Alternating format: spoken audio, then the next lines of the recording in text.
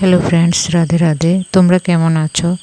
আমি আজকে আবার হারভেস্টিংয়ের একটা ভিডিও নিয়ে এলাম। তবে আজকের আমার ভিডিও আমার হাজব্যান্ডের কথার সঙ্গে মিলে যাবে। ও আমার ভিডিও লতা পাতার ভিডিও করে বলে ও আমার ভিডিও দেখে না। আজকে আমার ভিডিওতে সত্যিই আমি লতা পাতার ভিডিও করলাম, তবে সেটা হলো শাক। প্রথমে আমি যে শাকটা হারভেস্ট করলাম সেটা হলো পাট শাক। পাট শাক আমরা নিরামিষ সবজিতে দিয়েও খাই, আবার কাঁঠালের বীজ দিয়েও এটাকে রান্না করে খাই, আবার অনেকে এটাকে শাকও রান্না করে খায়।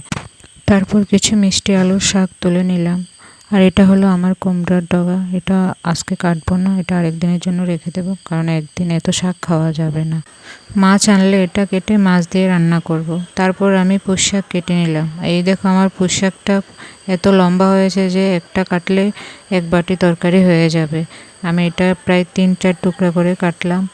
তারপরে এই পুঁই শাকগুলো আমি সর্ষে দিয়ে রান্না করব, অথবা মিক্সড ভেজও দিতে পারি। তবে সর্ষে দিয়ে রান্না করলে আমার হাজব্যান্ড খুব ভালো পায়। এগুলিতে আমি কোনোদিন কোনো রাসায়নিক সার ব্যবহার করি না, শুধু গোবর সার ব্যবহার করি।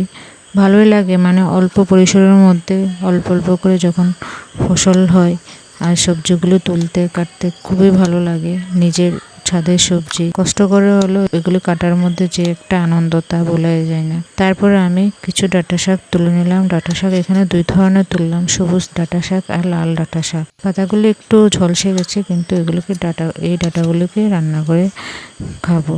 এই হলো আমার আজকে সবজির ডালা। এখানে আমি প্রায় 5 ধরনের শাক তুলেছি। ছাদে অনেক কাজ করাই আমার ছাদ থেকে নামতে নামতে সন্ধ্যা হয়ে গেছে। আর এইদিকে দেখো আমার ছাদের মধ্যে সীমান্তর লাইট পুরো ছাদটাকে আলোকিত করে রেখেছে। তারপর আমি এগুলোকে নিয়ে নিচে নেমে এলাম। তবে হ্যাঁ, আমার ছাদের জন্য আলাদা কোনো লাইটের প্রয়োজন হয় না। সন্ধ্যার পরে আমি ইচ্ছে করে রাত্রেও কাজ করতে পারি, কারণ সীমান্তর লাইট থাকে। ওই লাইটের আলো আমার ছাদটাকে খুবই আলোকিত করে রেখেছে।